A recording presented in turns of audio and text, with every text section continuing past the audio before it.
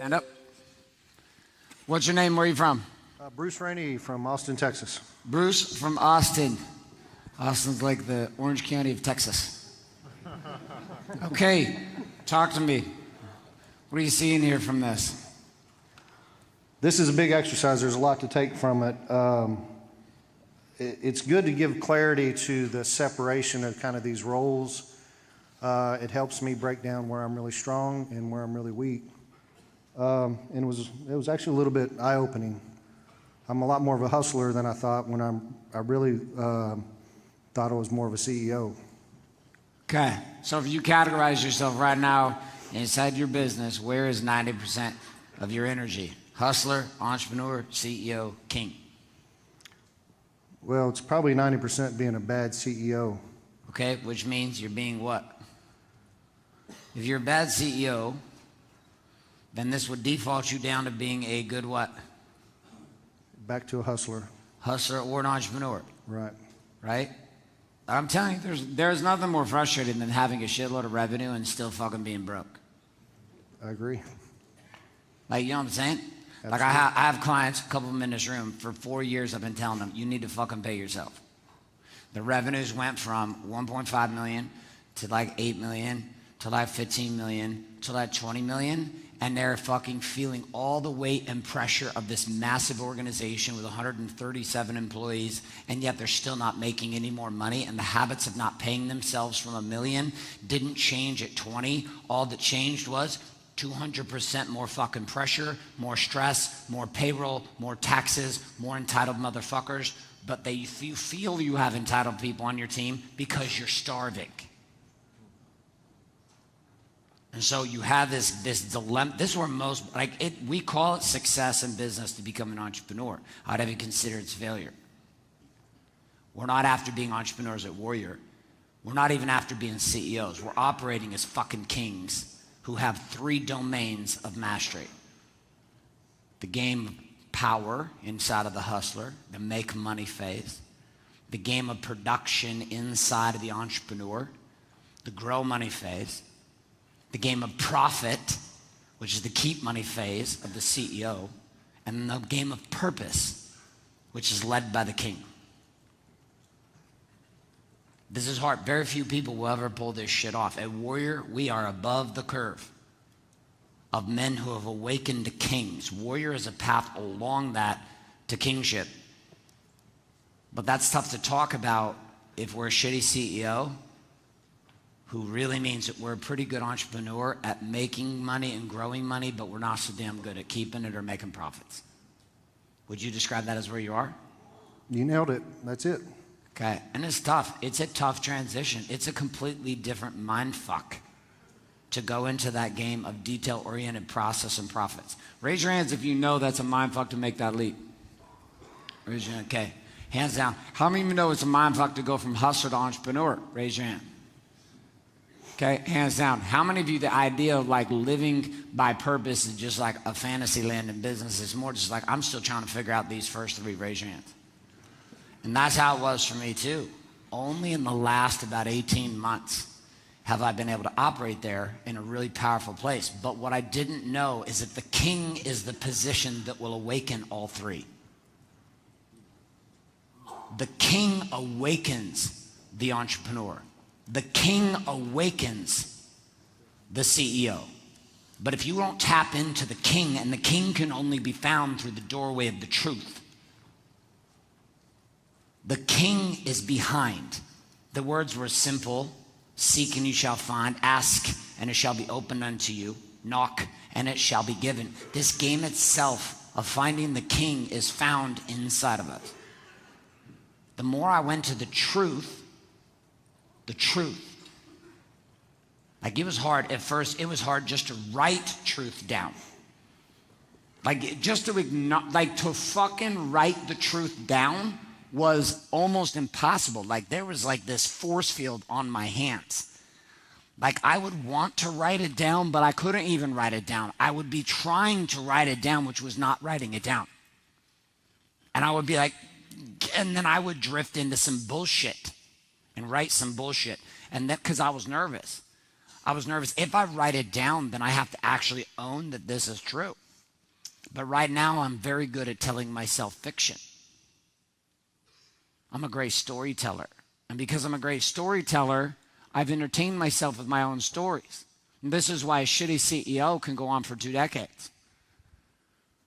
And the erosion of marriage and children and life and the hustle and the grind and the addiction and the sedation. Because when you're stuck in shitty CEO with no access to the unlimited power of the king connected to divinity, when that's not available to you, it is not if, it is a guarantee what you heard in the letter this morning will happen. Sedation and isolationism will lead you to a place of feeling fucked up and broken inside of a prison of your own making. And the worst is that business people don't even talk about this shit with each other unless you're drinking, and then some truth serum comes out and people tell the truth.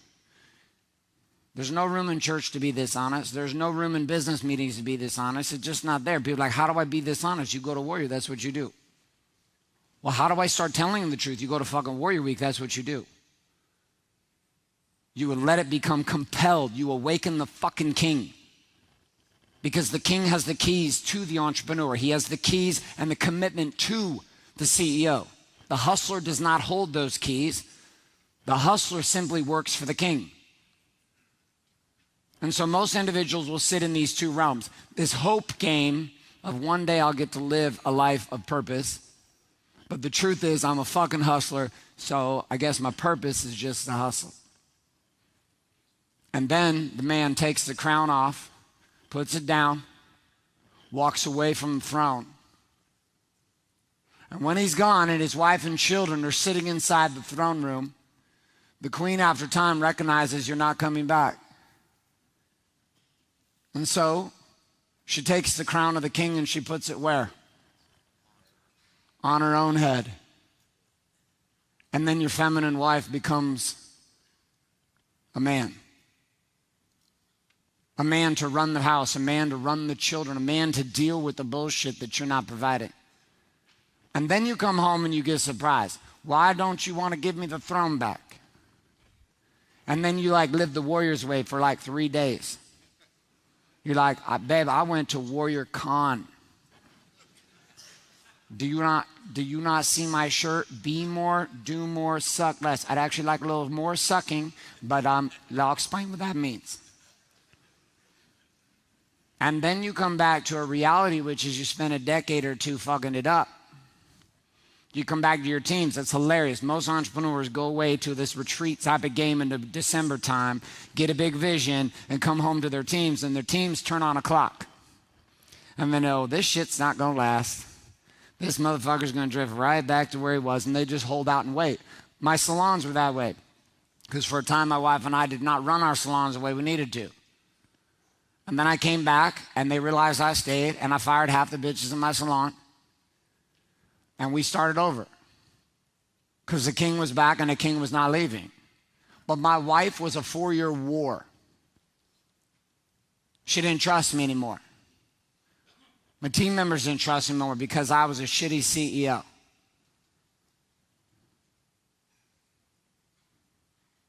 Which really made me a shitty entrepreneur. Which really had me to survival. Which is the expectation that shit will show up in my business without actually doing what's fucking required. I'll do everything but what's necessary. I'll do everything. I'll have meetings that don't matter. I'll coordinate shit that doesn't matter. I'll get on a webinar that I don't need to fucking be on. I'll buy another software tool thinking it's going to be the answer. I'll hire another person to get in the way to deal with the person I don't want to really deal with. I'll let shit drift in my teams and get to a place of chaos. And all the while, I'll come returning back to this chaos and be like, I'm the king, I'm the king. And everyone looks at you like, who the fuck are you? Like a king sits on the throne and a king owns the crown and the king wields a sword. The king handles his shit. And when the king returns back to the castle after, as a businessman, having left everyone and abandoned and isolated and been alone, there's not only a war with himself that he's dealing with, but he's dealing with a war with the queen. Who's going to say, listen, motherfucker, you want back in this game? You're going to prove to me that you're more man than I am. Because I not only had to make these babies, I had to push them out and watch my body go to shit. And your fucking dad bod, fuck you. What did you do? Put your penis in me, ejaculated, and you were shitty at that. And then you disappear. And then you pretend like you're working, but you still don't hardly pay the bills. Or if you do, you become so fucking addicted to hustler phase that you don't even know how to unplug at home unless you're drinking.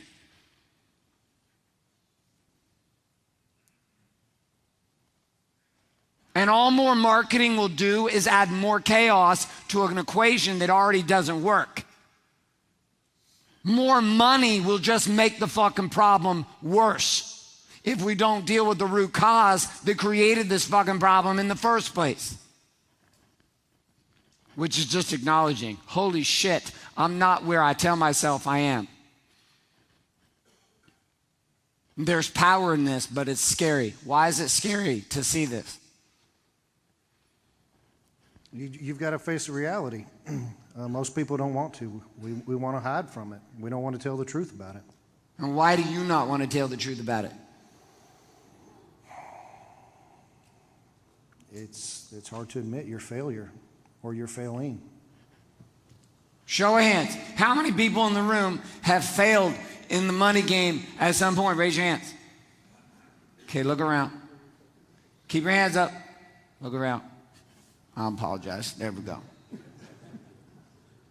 If I was flexible enough, I'd put my left foot around the back of my head, but I can't do that shit for you, bro. Hands down. But you know what's crazy? Outside of this room, people don't admit that shit. If this was Traffic and Conversion Summit, Ryan Dice is a great guy, fucking great event. This shit ain't being talked about. We're just gonna jump straight into marketing. You're gonna be all whipped up in a frenzy. Like watching your favorite porn and jerking off in a toilet in the backside bedroom. And then pretending in your mind that you got laid. Oh, I got laid, son. No, you just looked at porn. Look down at your hand. Yeah, you just fucked yourself. Congratulations. And I know you feel like you've gotten pretty good over the years. But the reality is you fucked yourself. And porn will never be a vagina. Not the same. Not the same. Fantasy, reality. Inside a business, once we can own the truth that we're jerking ourselves off, that I'm fucking myself. Okay. Fuck.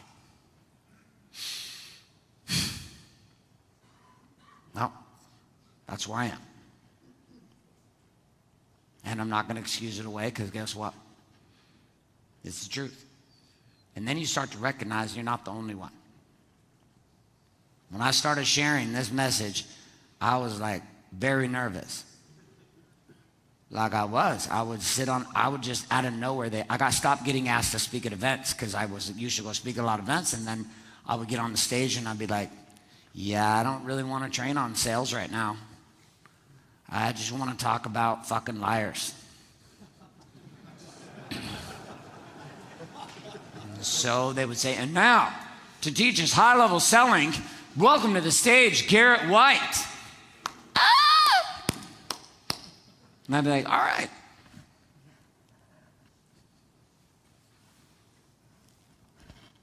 You're all fucking liars.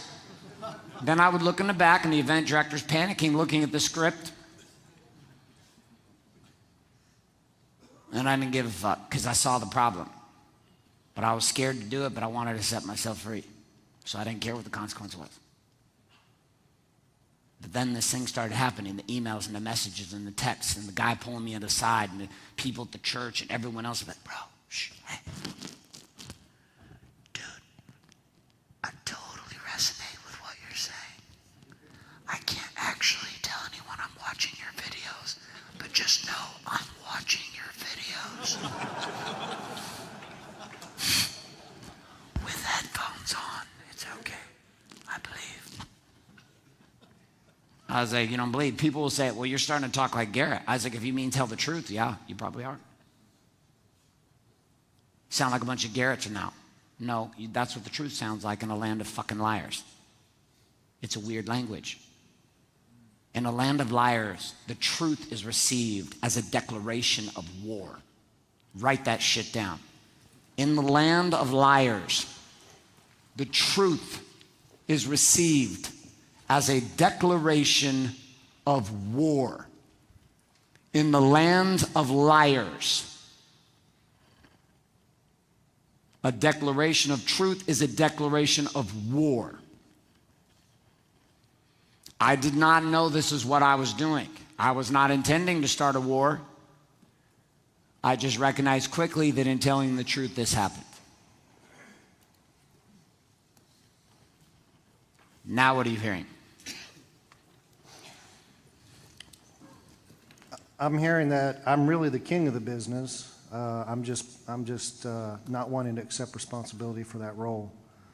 It's already cost me a marriage. I'm losing my kids over it if I don't do something immediately. And as a king, one of the things we talked about earlier in my truth was I'm not even running the business I want to be running. I'm doing it because I'm good at it and I know how to do it, but I hate it. This becomes an awareness when you start to recognize I may not even be in the industry I'm supposed to be in. It sucks. How many of you feel like you defaulted into the game that you're in business? Raise your hand. Hands down. How many feel like you're in a business that, by design, meaning you chose it like truly and you enjoy being in it? It's about half and half. It's like part of the game, and that's a hard decision. When I left the game of mortgages, it was the only game of money I knew.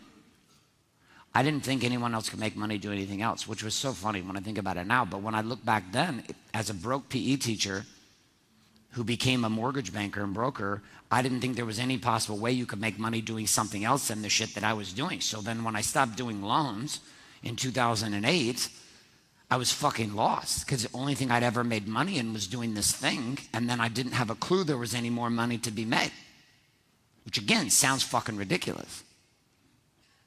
But no more ridiculous than the fact that my wife's so scary and intimidating, I can't tell her the truth. So what I'll do is go find random women to tell the truth to and feel connected and bonded to them instead of just tell my wife the truth. I couldn't even do it. I would like lose my breath. I couldn't even tell her. I was fucking scared of my wife. It was crazy. And then I would act tough, but I was actually scared as shit. Same thing inside of business. I was scared. I didn't even know how to tell the truth. So the first war that we're declaring is a war on who? A war on who? Ourselves. A war on who? Ourselves. A war on who? Ourselves. A war on who? Ourselves. So don't you dare start fucking pointing your finger at your wife, your children, your employees, your teams, your clients. It's not them. They became who you are. That's why my friend on his fourth divorce, he's like, man, I don't know what's wrong. I keep marrying these crazy bitches. I was like, yeah, you probably found the only 4 on the planet. Well done.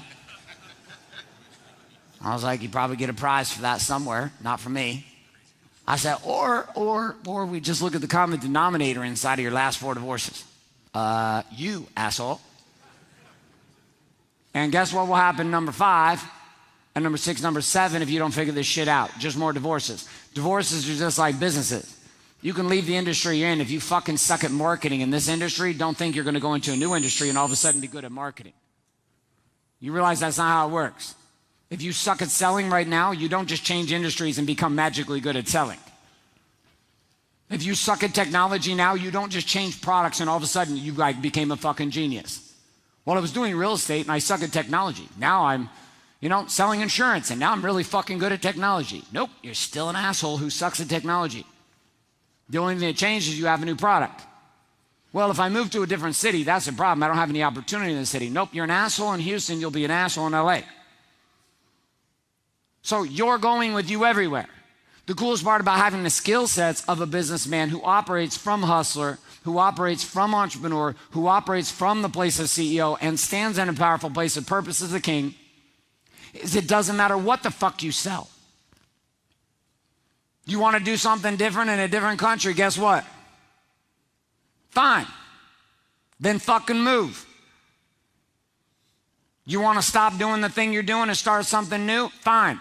But what holds us hostage is we don't have the skills of marketing. We don't have the skills of sales. We don't have the skills of systems and technology. We don't have the skills of process sequencing and strategic seduction. We don't have the leadership skills that we want. We don't have the branding skills that we want. So we can't build something new because our skill sets and our mindsets hold us hostage to what we've always done. So then business becomes a game of default. Well, this is what I've always known, so I guess I'll, can't be with the one I love. I'll love the one I'm with.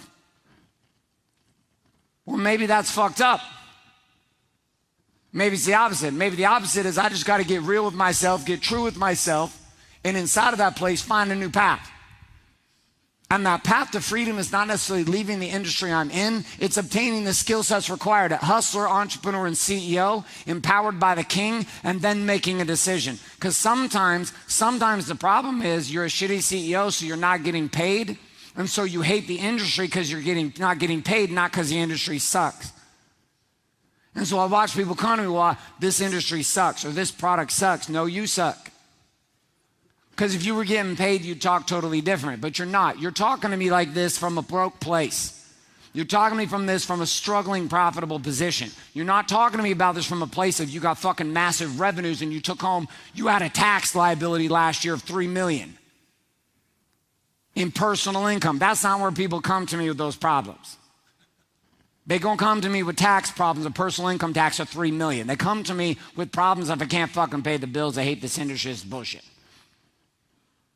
So inside everything we're going to teach you, consider that the skill sets you need exist in the industry you're in the game you're in, but you've got to apply yourself with a different mind, which is, I'm going to figure this game out here. This interesting thing happens in marriage. People are like, well, I just need to get divorced. Maybe.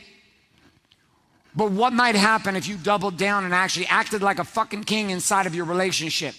What might actually happen if you operate as a hustler, an entrepreneur, and a CEO inside a marriage? What if you went all in on the thing that you keep going half-ass in? And most of you treat your marriage and your business the same. It's a sideline game that's in the way.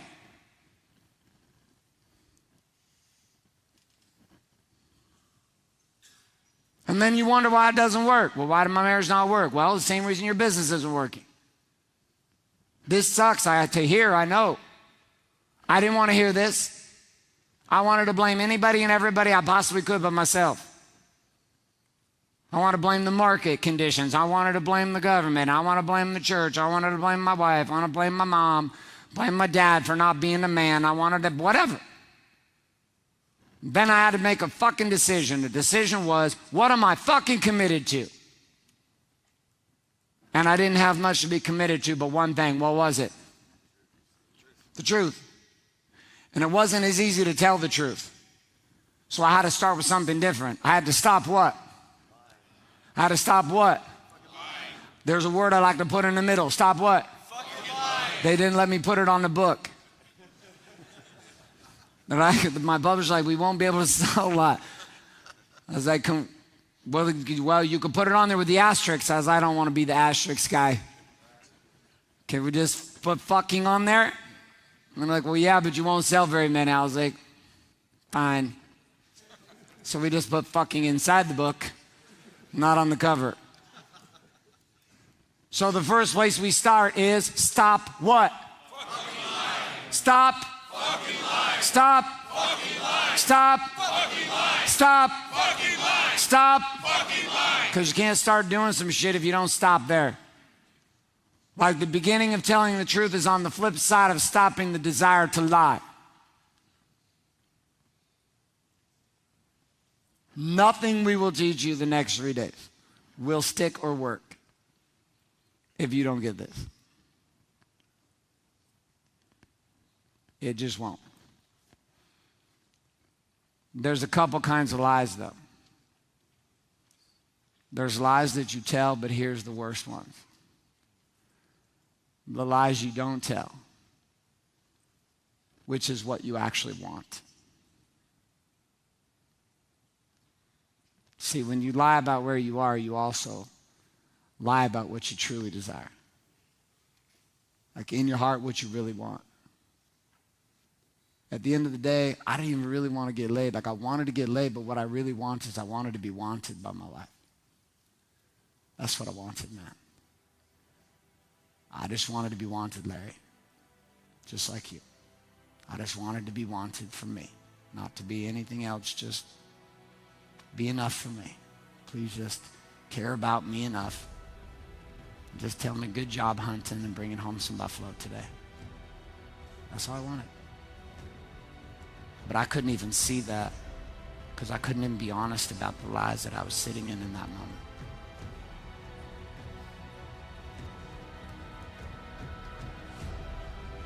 Two clap, boom, two clap, boom, two clap, boom. You got 2 minutes, go to your war map. What are you getting from this? We are writing your modern scripture. Here's what I'm saying. There's what you're hearing, and there's what the voice is telling you. Get it down while you're hot in it. You got 2 minutes, off you go.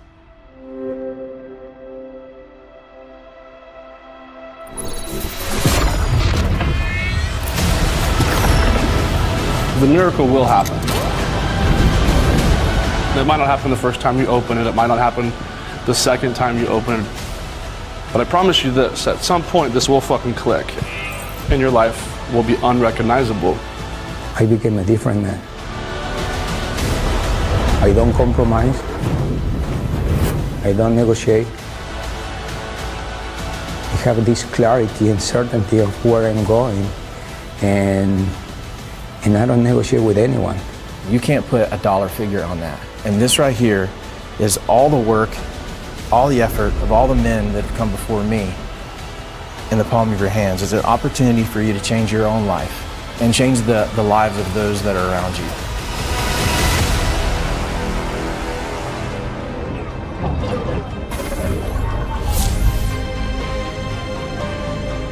And even in the start, I started to change.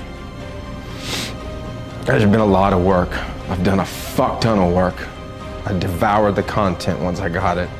I studied, I worked, I made it my priority because there was nothing I was going to do that was going to help the rest around me, to be, I didn't know how to be a better father.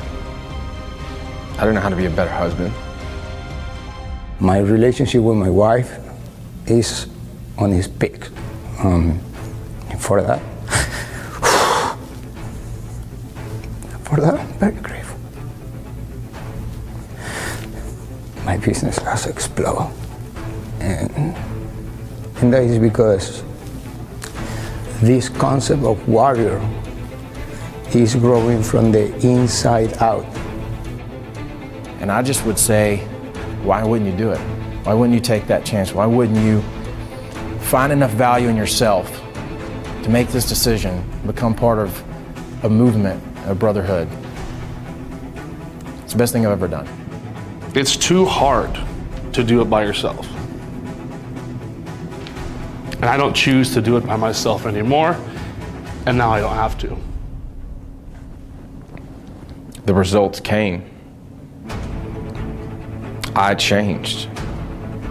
I found my way out. It wouldn't have mattered what that cost would have been, because I knew there was no price I could put on leveling up. There was no price I could put on my family and my kids and my wife and becoming a better version of myself. There's no price tag. There's no price. And the best news is in the decision, the change begins. If you decide, your life has already changed in that one decision, in that 1 second.